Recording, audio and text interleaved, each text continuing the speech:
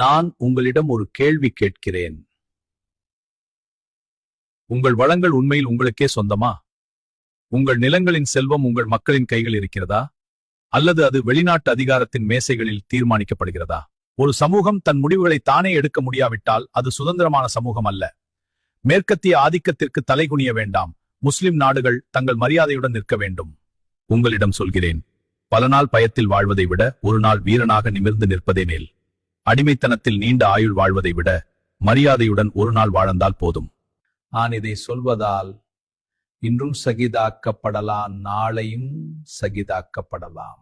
ஏனெனில் வரலாறு நீண்ட ஆயுளை நினைவில் வைக்காது, அது தைரியத்தை நினைவில் வைக்கும். பாலஸ்தீன் அது ஒரு நாட்டின் பிரச்சனை அல்ல, அது உம்மாவின் பொறுப்பு. உம்மா பிரிந்தால் பலவீனம், ஒன்றிணைந்தால் பலம். பிரிவு பலவீனம், ஒன்றிணைந்தால் பலம். இன்று மீண்டும் ஒரு கேள்வி நம்முன் நிற்கிறது. அடிமைத்தனமா அல்லது மரியாதையா? வரலாற்றின் ஓட்டம் சுழல்கிறது. இது கணிப்புரைகளை தாண்டி வேறு செயல் செல்கிறது. ஆனால் தைரியத்தின் குரல் அது எப்போதும் எதிரொலிக்கும். நாம் இந்த உலகத்தில் அன்புடன் வாழ வேண்டும். நாம் இஸ்லாத்திற்காக வாழ வேண்டும். நாம் இஸ்லாமிய அடையாளத்துடன் வாழ வேண்டும்.